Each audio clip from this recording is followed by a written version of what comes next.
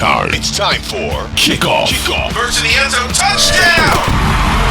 With Boomer Esiason and Mike Valenti. Well, the long, winding road, it has led us here, people. This is it. This is all. This is the grand farewell to football. It is the Super Bowl. Boomer's in paradise. I'm in Detroit, but we're still pulling it off. Booms, how are you, buddy? I'm doing great. You're telling me that Detroit is no paradise, I guess, huh? Well, you don't like 38 degrees and rain for 4 straight days? No, hardly. No, it's not the way you want to be. It's out here. It's been unbelievable. The weather's been unbelievable. You know what's interesting, Mike, is that the Super Bowl buzz doesn't seem to be here. I don't know why. It's a weird Super Bowl. I mean, I guess both teams are supposed to be here. The way that they played this year, how great their seasons were, and maybe that's why there's no Cinderella, so there's no buzz. Yeah, but you know what the other thing is, Boomer? I think part of it is this 2-week gap. We've talked about this. I think it makes football fans feel like the season ended 2 weeks ago. You got to just play the game the next week. Yeah, I told you about all the logistics that everybody goes through and all the problems that the teams have, and I think they're trying to minimize as many distractions as they possibly can for the teams themselves and try to get everybody as healthy as they can. You know, and Patrick Mahomes will benefit from this more than anybody else coming off of that ankle, and maybe even Jalen Hurts too. Another week or 10 days before he has to play again. It can only help the players, and I understand that. Sure. You feel the way that you do, but I just, for whatever reason, I don't know, maybe it's just, and I'm in the middle of it. I'm right here at Radio Row in Phoenix, and I just don't feel the overall buzz for the game. I don't know why. I don't know why that is. Maybe it's just my perception of things, but or maybe it's just because these two teams were the best teams throughout the season, and they're finally here. I think that's part of it, and we can get into it. I mean, look, Eagles minus 1.5. It has sat there against the Chiefs. I talked to one of my clients and a guy who runs a sports book in Vegas. They do believe this number is moving to 2 or 2.5 by game time. Total is 52. Look, let's start out with what you said, Boomer, truth or myth. And I know, obviously, we always hear, I call it the Eugene Robinson, but like, guys managing to get in trouble here before you go to the game. I mean, is it really that hard to keep a team together when your whole life is on the line here? You've worked your entire life to play this game? You call it the Eugene Robinson. I call it the Stanley Wilson. And that's the other one. It happened in our Super Bowl where Stanley, unfortunately, the night before the game, got involved with cocaine and things of that nature, and our coach decided not to allow him to play the next day, and it certainly hurt us as a football team. And the thing about, Stanley and what had happened to us was, I think we were galvanized by it because, we had tried to support Stanley for years and years, and we knew he had a problem. I think all the players nowadays, especially with social media, probably feel like, let's just be in our best behavior. Let's make it an opportunity that's worthwhile, and let's not screw it up. So I don't ever suspect that we'll see something like Stanley or Eugene or even Barrett Robbins ever again. Yeah. All right, let's go to the quarterbacks. Hurts, Mahomes, you brought it up. Both guys are dinged up in different ways. Right now, you believe Hurts is the healthier guy? I think he is. I think overall his clavicle, whatever you want to call it, is probably about as good as it's going to be. I would say that he is probably close to 100% right now. Now, Patrick, we saw last week or 2 weeks ago, he wasn't 100%. We all saw that. There was one where he was rolling to his left. He twisted on that right ankle, and it looked like he had that little shock because that ligament down there is not 100%. But, if he could play the way he did against the Bengals 2 weeks ago, you got to believe that he's getting close to 100% and that he should be okay. But, he's going to have to defend himself against this defense. This defense will get after him, as we've talked about leading up to these playoff games, just how good this Eagle defense is. And the one thing about Patrick Mahomes, that's all he faces in these Super Bowls are the best defenses coming out of the NFC. Yeah. So he's had history here before with these types of teams, and hopefully for him, he'll be able to get away from some guys and make some big plays. But, it's interesting, Boom. I know we're not going to, I'm not going to flood this thing with props, but people do enjoy these. The total for sacks in this game is 5.5, and I like the over. I think both these defenses are coming to eat. I think these quarterbacks better protect their necks. This is going to be a tough one. I think it's going to be a tough one without question, and you saw what Chris Jones could do in a game when he is motivated. And obviously everybody in this game is going to be motivated, even though he's a little bit under the weather this week. Yeah, I would think by the time we get here to Sunday, after an IV bag every day, I'm sure this week he'll be ready to rock and roll come Sunday. So I agree with you. I think the over in terms of sacks is definitely in play here. One note on Hurts, too, and Boomer, I know it's something we've talked about, and it's not Jalen's fault. They haven't had to, I don't want to be disrespectful, but they haven't had to play anybody based on, hey, Purdy's gone, now Johnson's in. The Giants, hey, no diss, they're my team, but give me a break. It was men versus boys. We haven't seen his passing efficiency be where it was pre-injury. Part of it is he hasn't had to. The other part, well, he hasn't really been sharp. Is there any concern for you that maybe this is just a new version of him until he's 100%? You know, I think it's really been a rough go for him the last 4 weeks. And I know that he's trying to get into rhythm. I could see it, and I could see that he's getting frustrated. But what else is happening while his frustrations are manifesting themselves, their defense is just smothering opposing teams. So they haven't had to do much. And I know that A.J. Brown is frustrated. I know that, the passing game for the Eagles hasn't lived up to the billing.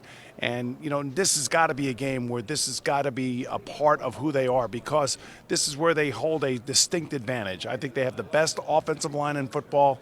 They have 2 unbelievable wide receivers, a very underrated tight end. And you're going against, like I said last week for the Bengals versus the Chiefs, you're going against a young secondary that you should be able to throw the ball against. So I think that's where the matchup lies, and that's why I think we're going to see a much better passing game out of the Eagles versus the Chiefs in Super Bowl 57. Yeah, and Boomer, I think the thing it comes down to as well is the red zone. Like when you're not sharp, when that passing game's not clicking, and you're settling for threes, it's going to get you beat. And I think both these teams have got to be better in the red zone. I mean, Eagles specifically. You think kicking field goals is going to beat the Chiefs. You got another thing coming. One of the prop bets that I love in this game, Mike, is going to be a touchdown scored by Jalen Hurts on the ground, of course. I think that he is definitely going to be a factor down in the red zone. I know Patrick has a little bit of that in him, but not nearly as much as what Jalen Hurts does inside the 10-yard line. So I wouldn't be surprised if he scores a touchdown in this game on the ground.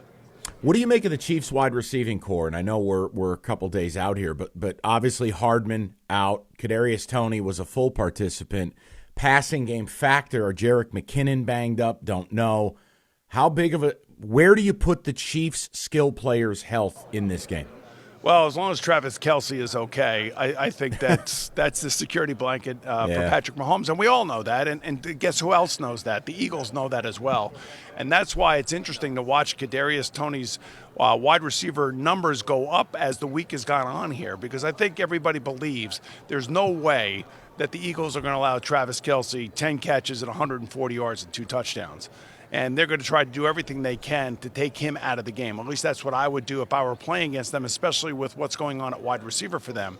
But the one thing about Andy Reid and Patrick Mahomes, the beauty of having somebody like Patrick as your quarterback, you could be as creative as you want and get as many people involved as you want in this game. And I think there's a lot of people out there that believe that Kadarius Toney is going to be a central figure in this game for whatever reason. And I kind of feel it myself that I think we'll see him somewhere around 50 to 60 yards receiving. And if he is as healthy as they say that he is, I wouldn't be surprised if he gets a couple of those under handoff kind of things, those jet sweep types of things that Andy likes to run in his offense. You know what's interesting, and I know you saw it, but Kelce was asked, how do you consistently get this open? And he goes, Andy Reid, baby. But, take me through it, because we all know it. We know where the ball's going. And there's only so much you can do formation-wise. Hey, Kelce's outside. Hey, he's tight to the formation. We're going to motion him. But how do they keep finding a way? It amazes someone like me. Provide some insight. What am I missing?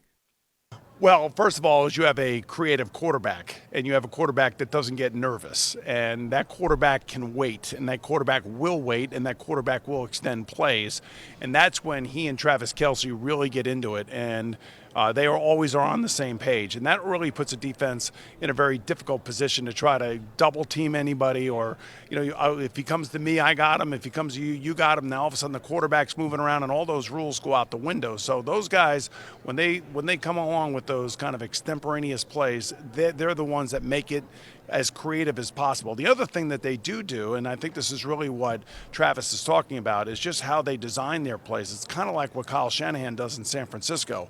There's a lot of formations, there's a lot of movement, there's a lot of games going on in the backfield where linebackers and everybody are kind of locked in on the running game. And the one thing about the Kansas City Chiefs that actually has started to emerge is Isaiah Pacheco. Everybody now knows that he is a powerful runner and that he is going to get the ball. So they got to keep their eyes on him too. And he knows that, and they're going to use that as some of the distraction that is necessary to create those open spots down the field for Travis Kelce. All right, here's one theory I've had, and you can shoot this down, or maybe it's on point, but I think the fact that Kelce went to Cincinnati in college as a quarterback, played the position his whole life, it's like he knows, Boomer, he knows the exact spots where I can find a crease, I can sit down in the zone, make myself available. We always hear that term. I mean, is that just fan speak, or is that something that's real? That's what you call football IQ, and he takes it out on the field with him, and he has a quarterback that has IQ off the charts. So the fact that they're both in sync with one another is not shocking, and the fact that they've had the years that they've had together means they're only going to get better probably for the next 3 or 4 years, assuming neither one of them gets injured. So it's not surprising to hear you say that, Mike, or even ask me that question. And I remember saying this about Joe Burrow. He was an all-state point guard at Athens High School in Ohio. And when you tell me, and when I found out that he was an all-state point guard, that told me that he was just more than a quarterback, that he was a great athlete who understands how to distribute the ball, whether it be on the hardwood or on the football field. And that's the thing that I love about Travis Kelce.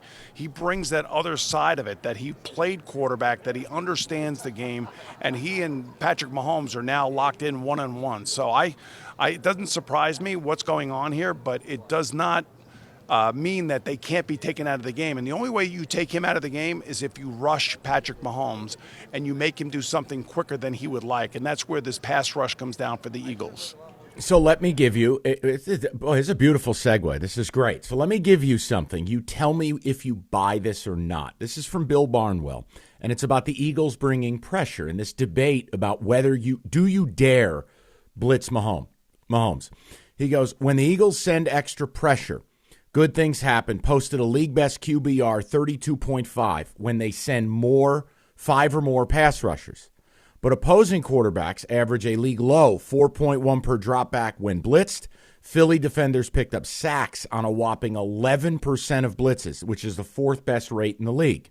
But when the Eagles don't blitz, they were still great, but the QBR fell from 1st to 8th.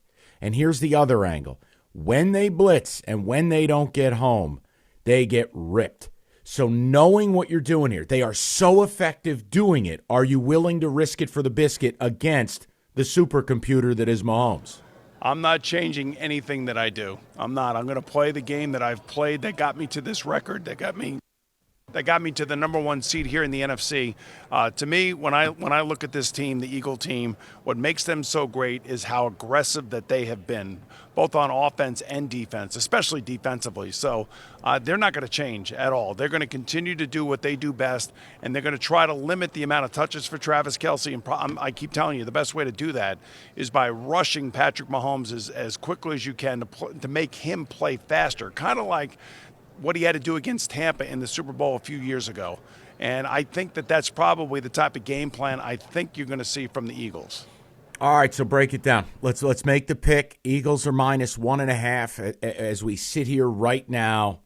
Who's winning the Super Bowl? Let's get it. I think the Eagles are going to win 31-23, and I the numbers don't really mean much, but I just think that they have been on such a momentous rise, and they've been going on, playing at such a high level, really defensively in their running game, that I think they're going to be very, very difficult to stop for this Kansas City defense and Steve Spagnuolo. So I just think that the Eagles have all the momentum going into this game, especially defensively and with their ability to run the football. All right, here's the problem. All week, all week, I go, how do I work my way around the Eagles winning a Super Bowl? They're best at line of scrimmage. Sirianni starts games fast. He does a great job jumping on opponents. All the unknowns with the Chiefs. You know what, Boomer, there's a part of me that looks at this and I go, all right, the NFC has been wholly inferior to the AFC all year. All the teams you and I liked and all the teams we felt were best resided in the AFC. and the Chiefs went out and did the job. And I just wonder if Mahomes is the difference. He is that guy. He's that dude. And that Hurts won't be able to match him. And that Andy Reid off a bye week, which is magic, cheeseburgers for all. I'm actually going to go with the Chiefs here. I know it's crazy, but I'm going to take the Chiefs. I don't have a score, though. I know it's not as sexy as what you're providing, but I like the Chiefs. Yeah, but there is a number. It's called the over-under number at 52, so you got to give me an idea. I'll go under 52. I'll go under. I think there'll be more field goals than people imagine. Earth is on Eagles and over, so your boy's going to be on Chiefs and under. How about that? I like it. Well, all right, luck. So we'll see what happens. And I love the over in the sacks, 5.5. All right, here's what we're going to do. We've got some fun for Boomer. Trivia. You're going to be a savant at your Super Bowl party, people. I have a question from every Super Bowl. We got league issues, lots to do. Don't make a move. Boomer in paradise. It's Kickoff with Boomer and Valenti. Now, back to Kickoff with Boomer Esiason and Mike Valenti. Okay, people, so we're going to have a little fun, do a little something different. Because we don't have games to recap, Boomer is an oracle of NFL knowledge, a savant, a junkie. He is the father from Christmas Story with turkey. That is Boomer to the NFL and the Super Bowl. So, Boomer, here's what I wanted to do. I saw CBS had a wonderful piece this week, and it's going to help our listeners be smarter at their parties. But I wanted to see if we could stump you, and I don't really think it's going to happen. So we're going to start Super Bowl 56 and work our way back. We'll go back towards standard definition, back towards black and white television. So we're just going to do these. And again, I think you're going to nail most of them. But I want to have some fun with you here. Can I just say something? I mean, I am 61 years old. I did play 14 years in the NFL, and I'm not the sharpest tack in the box anymore. You know that. Don't sandbag. Don't do it. Dude, right. You are a Viking monster. Cut it out. Let's go. All right, here we go.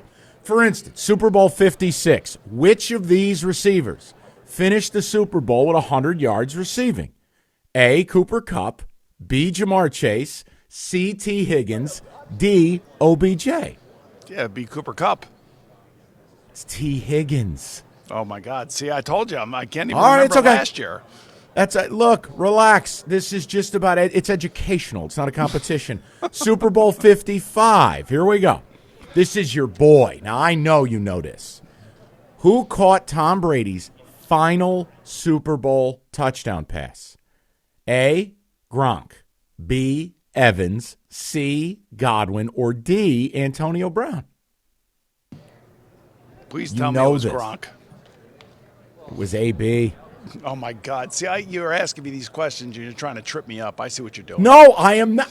Boomer. This is simply educational. That's amazing. I'm even thinking, was AB even there? I couldn't even remember that he was there. Oh, my God. Listen, yeah, but that's the fun of this is like when you go back and understand something. Boomer, you want to reverse this and fire these my way. I don't know how great I'm going to do. The point is, this weekend, everyone's getting together. I want people to be able not to walk into their party. I want them to saunter in and have a few sauntering factoids. In by listening to us, I can tell you that. Okay. All right, Super Bowl 54.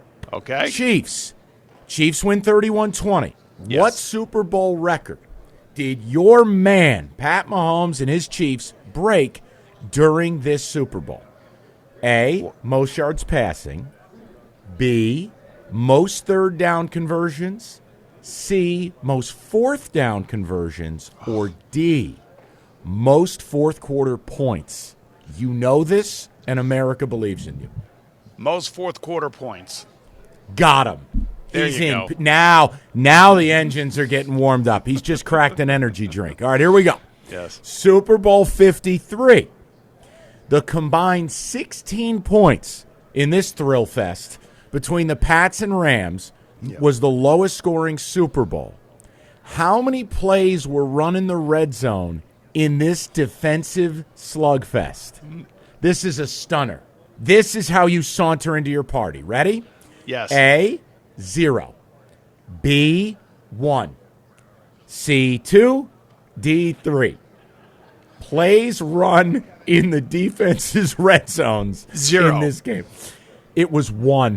1. I'll give you credit for it because you knew you had the right idea. I think you were asking the question leading me to the answer. So, and obviously, to me, I'm trying to think. Was that the play that Brady threw to Gronk for the touchdown pass, I think? That might be. I think it was from like the 24-yard line. Yes. I mean, it's amazing. It's just a fun stat. All right, we'll get back at it. Here we go. Another boomer guy, Tom Brady, your man. Yep. Here we go. In defeat, Brady set a Super Bowl record for passing yards. How many yards did he throw for? 495. That's choice A. Choice B, 500. Choice C, 505. Or choice D, 515. 505. He sandbagged everyone, people. Correct answer. Correct. See? That's all. Yeah. What do you got in your little special beverage there? What is that? I'm just trying to stay alive, Mike. I'm just trying to stay alive. Don't tell me that's a little Casamigos to start the day. Take it easy. All right, here we go. Down 28-3. The Patriots rally to defeat Atlanta in OT. Which Patriots player scored the first overtime TD? Choice A, James White. Choice B, LeGarrette Blount. C, Edelman. D, Brady. James White. He's on fire. If you were a child of the 90s like I was, this is NBA Jam. He's heating up. Here we go. Super Bowl 50. Von Miller took home the MVP after forcing 2 fumbles of Cam Newton. Miller also led his team in sacks. How many did he have? A, 2. B, 2.5. C, 3. Or D, 3.5. This is tough, and there's no shame if you don't get it. I'm gonna say 2.5. And another one. He's on people. Boomer, see, you were sandbagging. You're killing it now. Here we go. Okay. Shake up that bottle again. Here we go. All right, Super Bowl 49. Malcolm Butler, the ill-fated Darrell Bevel play call. Here we go. Butler comes up with one of the biggest plays in Super Bowl history. Picks off Russell Wilson. 26 seconds to go. Which player was Russell Wilson's ill-fated pass intended for? A, Doug Baldwin. B, Chris Matthews. C, Ricardo Lockett with an E on the end of it. Or D, Tyler Lockett. No E. I'm going to say I remember the play because it was 2 receivers to the right. It was underneath. I want to say the ball was intended for, I want to say Chris Matthews. It was Ricardo Lockett. Oh, Ricardo and if it makes Lockett. You feel any better, yes. I had to go back and look at the video because I thought the answer key was wrong. I thought it was Tyler Lockett. No, it was the other Lockett. And the reason they threw the ball, just real quickly, is because New England went into their goal line defense, and they had everybody packed inside. And all I know is that they read the play perfectly outside, and that's why that Malcolm Butler was able to make that play. So, well, that was 2 things there. All right, A, settle the debate once and for all. You get to redo it. Do you just hand it to Lynch one time? I got to give it to him one time. I have to. Okay. But I know what they did. I know exactly what they saw and why they did what they did. But the way that Marshawn Lynch had been running on that series and the momentum that he had, it didn't matter if they would have had 13 guys on the other side. I don't think they would have stopped him. The other thing that came out of that was, didn't Malcolm Butler say that they had seen them run that play a couple times in the regular season, and they read it, knew it, called it out? That's how he jumped the route? I think the other corner out there was Browner, and Browner came from Seattle. And Browner had seen that in practice a lot. And Browner and he probably discussed it while they were out there. This is what they're going to do if we do this. And I think that was they were prepared for it, obviously. Scones, you can tell he's getting comfortable. He's crushing questions, dropping factoids. See, now we've got him rolling. All right, here we go. While his team was blown out by the Seahawks, Demaryius Thomas set a Super Bowl single-game record for receptions. How many passes did he catch? A, 11, B, 13, C, 15, or D, ridiculous, 17? C, 15. 13. It was B. 13. Ah, dang it. You can't get them all right. Well, this is haven't good gotten stuff. many of them right. That's the problem. No, Boomer. I think you're 4 for 8. I mean, what are we doing? Right, 50%, Come on. It's okay. What? That matches your test scores at Maryland. Right. The amazing thing is I've actually broadcast all these Super Bowls. I can't remember them. It doesn't matter. Hey, newsflash, I've watched them all. I can't remember them all. All right, here we go. Along with catching a TD, Jacoby Jones returned a kickoff for a TD that stands as the longest play in Super Bowl history. How long was the return? In order, A, 101, B, 103, C, 105, or D, 108 yards. 108 yards. My man, he's back. All right. 46. Eli Manning, following the Giants' glorious win, editorial, over the Patriots, became the 5th player with multiple Super Bowl MVPs. Which of these quarterbacks is not a member of that exclusive club? A, Peyton Manning, B, Tom Brady, C, Terry Bradshaw, or D, Joe Montana? That would be Peyton Manning. He's on a roll. See, just when you start degrading yourself, look at this. Here we go. All right. With a 31-25 win over the Steelers, the Packers joined the Giants and Washington franchises as the only two to do which of the following? A, win Super Bowls as an underdog. B, win a Super Bowl as a wild card team. C, win the Super Bowl with 3 different starting quarterbacks. Or D, play in the Super Bowl in 3 different decades. C. He's on fire. You're crushing these. All right, here we go. During his team's 31-17 win over the Colts, the hottest name in coaching right now, Mr. Sean Payton, became the earliest coach in Super Bowl history to attempt what? A, a 2-pointer, B, a fake punt, C, a fake field goal, D, an onside kick. And I know you're getting this. Onside and kick. Another one. Yes. All right. By virtue of the Steelers' 27-23 win over the Cardinals, Mike Tomlin became the youngest head coach to win the Super Bowl. How old was he, Booms? A, 35, B, 36, C, 37, or D, 38? He was 35 years old, I believe. 36. 36. Well, it was close. It's close enough. I give it to you. All right, here we go. Now, this one's Theater of the Absurd, and don't feel bad. What color hoodie did Bill Belichick wear during his most infamous Super Bowl loss?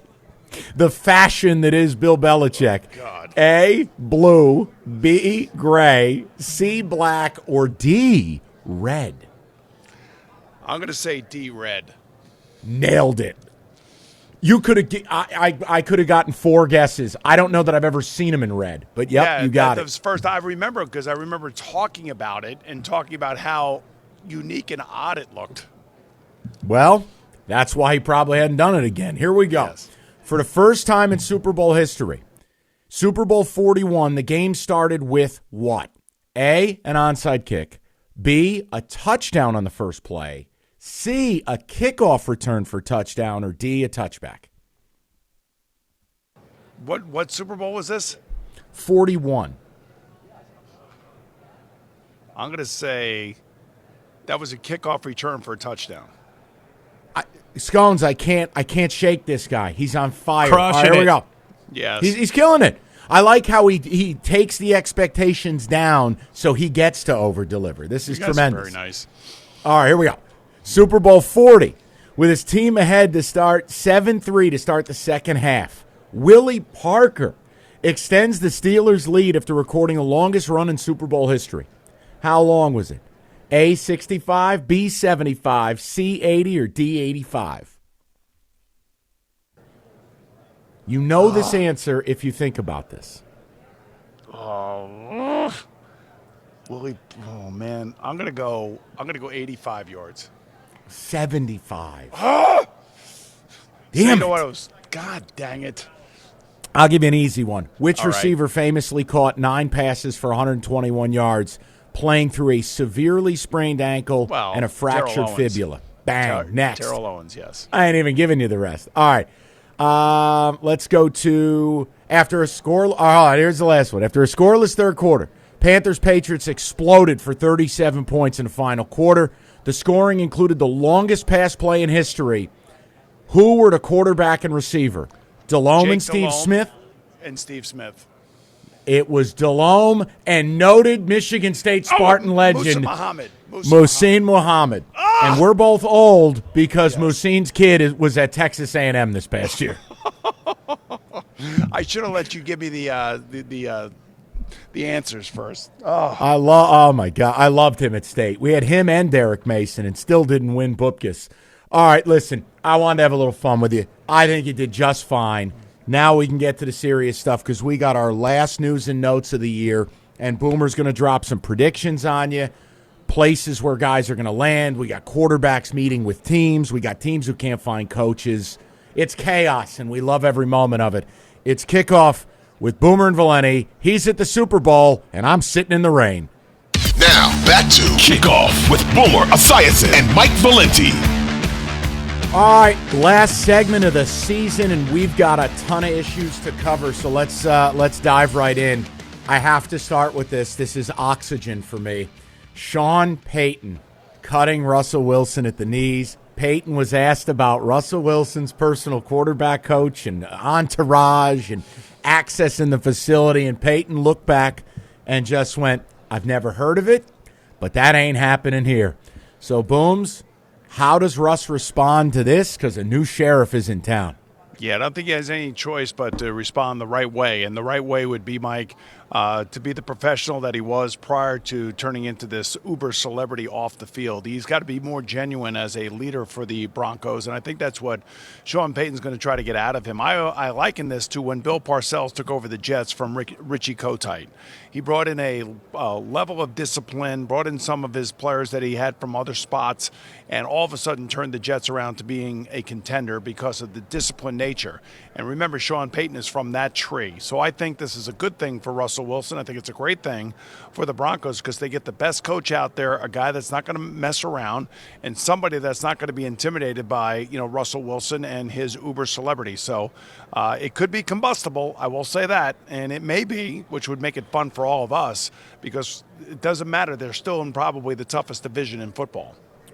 Real quick question, because you just brought up a name, and I swear to God, after he lost his gig, I never heard of him again. It's two guys. They're both New York coaches. Rich Kotite for the Jets and Ray Handley for the Giants. Did they go into witness protection? I think Rich is still living in Staten Island, believe it or not, Mike. I'm not sure where Really? Ray Handley is. Yeah, I'm not sure. But all I can tell you is that, Richie got handed the keys to the car with the Jets and probably a little bit in over his head, to say the least. And he recognized that after 2 years, and that's why he went without a whimper. And Bill Parcells saw what that team needed. It just needed some discipline, and that's why he got them back on track. All right, Derek Carr, oh boy, multiple meetings. As we sit here, he's back at the Saints facility. Does it get done? And is this the right fit for both parties? Yeah, I say yes and yes. And the reason I think this is going to get done because the Saints really want him. And, the Saints are familiar with him. Dennis Allen is familiar with him. He was his first coach when they drafted him. Yeah. So they know each other really well. The Saints are going all in on this, I believe. I don't know what kind of offer they're going to give him. It's got to be a significant offer. But if they are, agreeing to a trade with the Raiders, that means that they are setting an offer up for him. And if I were Derek Carr, I would get the hell out of the AFC. I wouldn't think about the Jets. I wouldn't think about anything else. I would go to the NFC because that would be my best chance to get back to the playoffs, especially in that division, and especially given the fact that all the great quarterbacks, at least the young ones anyway, as we see right now, are all residing in the AFC. Yeah. Yeah, and it's interesting too. I mean, I understand it was a bad situation this year. They had no quarterback play whatsoever. Booms, they have weapons. And you just nailed it. They're in a division that's infinitely winnable. And if I'm Derek Carr, I want to have success. I got a taste of it last year. It makes sense to me. It does. And the other thing, when you brought up the fact that Lamar Jackson being traded to Atlanta, This is why that would make a ton of sense because, if I'm Lamar Jackson, I don't think I'm winning a Super Bowl in the AFC right now. He may not feel that way. I'm kind of speaking that way for him, and I'd want to try to get myself out of there and go somewhere where I feel like I'm more appreciated, and I think that he would do that for Atlanta. Did you see Arthur Blank's comment? We are extremely excited about Desmond Ritter. Yes. Did he say that with a straight face? That ain't selling tickets. That ain't selling skyboxes. I can tell you that. Yeah, no one is calling up and going, listen, my corporation must be at these games because of the presence of Desmond Ritter. Right. Come on. Exactly. All right, I have to bring this one up. I'm just going to drop this right in your lap, but you do whatever you want. Roger Goodell on officiating. Quote, I don't think it's ever been better in this league. And then he goes on to explain that there's 42,000 plays a season, and we're all just blessed that there's not millions of mistakes. Boomer, how can he say that with what's going on here the last few weeks? All right, what do you want him to say? I mean, that's like when people ask me this question, I'm like, I don't know. He's the commissioner of the league. He wants to make sure he supports everybody within the league. He knows that he's got an issue with officiating, but he's never going to come out and say it the way that we would like him to say it. So this is all political posturing and things of that nature. So tell me how. Here's how we do. Guys, it doesn't matter what you do in life, what business you run, or who you are. You can always be better, and we're going to strive to continue to be better. Next question, please. It can't be. It's never been better in the history of Earth. Stop. Stop. Well, I mean, it's the political answer for a commissioner who is trying to deal with a problem that they know that they have. And if they didn't think they had a problem, they wouldn't go to this expedited replay the way they have gone to it in this playoff. Yeah. So they recognize that they have an issue. So the bottom line, do they line have the guts to do an expedited replay in the Super Bowl? Oh, of course they do. 100% they will. Okay. If it in fact shows itself, I guarantee you they will. All right. Purdy, set for surgery, set to be ready for camp. So here's the question. Week 1, your opinion, knowing what you know, which is damn near everything, who starts for the Niners Week 1, 2023? I believe what George Kittle said this week out here in Arizona, and that is that it's Purdy's job to lose. And I believe that. I believe he showed enough and had enough moxie and enough poise and played well enough that, he's got to be the starter going into the season next year. So if he is healthy and he's able to compete in camp, I believe he's their day one starter. Now, if there's some sort of complication after the injury, that may not be the case. So that's I'm going to hedge my bet. I'm going to say if he's healthy and he's ready to go, he's the starter Week 1. Yeah, the other thing, too, and I certainly don't know it, I would lean on you for this, is just, are there people in that organization who go, hey, newsflash, do you remember how much we've invested in Trey Lance? That's what fans don't realize is how there are these power struggles, and sometimes people want to be right more than they want success, and that's a dangerous thing. I'm not saying that's the case here. I'm saying, man, they gave up a lot, and to go forward with a 7th rounder, that takes guts. It's a 7th rounder who played exceptionally well, and I think he's a fan favorite. I don't That's think the other problem, Trey isn't it? Lance. I don't think they love Trey Lance. I think they love Brock Purdy. All right, so here's another name you've brought up, and I'm going to be very disappointed when he's not in a Giants uniform next year, but you continue to be flirtatious about it. Is T. Higgins a Bengal Week 1 next year? The practical person in me says no. The guy who has watched the NFL all these years and watched A.J. Brown get traded, watched Tyreek Hill get traded, watched Christian Kirk get traded, watch all these guys getting these big deals after 3 years of a 4-year contract. And the reason why this is really interesting is because what happens with Joe Burrow? And is Joe Burrow going to take less? Is T. Higgins going to take less? For Joe Burrow, if he wants to keep this group together, he can't get $50 million a year like he's worth. He's got to take $40 million a year. And then maybe they can fit everybody, and they can stay together for the next 5 years. Yeah, but wouldn't the union go crazy if he did that? They would, and that's the problem. So T. Higgins is making good money, not great money. And good money is like $2.8 million this year, I think. Next year, in the fourth year of his contract, is like $4 million. He is a $16 to $22 million guy, maybe even $18 to $22 million guy. That's why I believe the practical guy in me tells me that he's not going to be playing for the Bengals next year, regardless of what they're all saying right now, because I don't think it really has anything to do with anything other than Joe Burrow taking less money than what the union's going to want him to take. Yeah, and Boomer, it's easy for me to say, but just outside looking in, like, hey, I'm a Giants fan. Here's pick 25, T. Here's 5 at 100. 60, 65 guaranteed. Right. Welcome to Manhattan. Easy. Yes. That's, to me, it's just easy. He's a stud. He's an absolute stud. All right, let's go from stud to dud. Kyler Murray.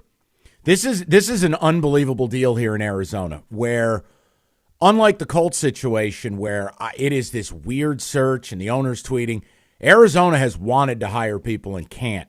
Kyler Murray seems to be the sticking point, that he's radioactive. Guys do not want to work with him. Well, now it seems to be down to 2 names. One is Lou Anarumo, who we both love. You've talked about him a bunch. And then Mike Kafka, the Giants offensive coordinator. Boomer, am I crazy in thinking both these guys would be better off just staying away from this sinking ship?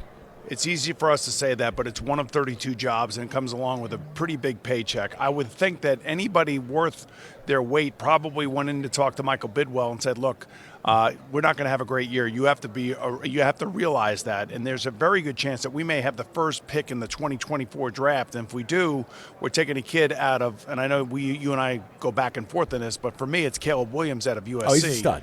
So, I don't know if the Bidwells are going to be looking at that and saying, okay, I mean, you got to be honest. He's not going to be ready until the middle or the latter part of the season, Kyler Murray, that is.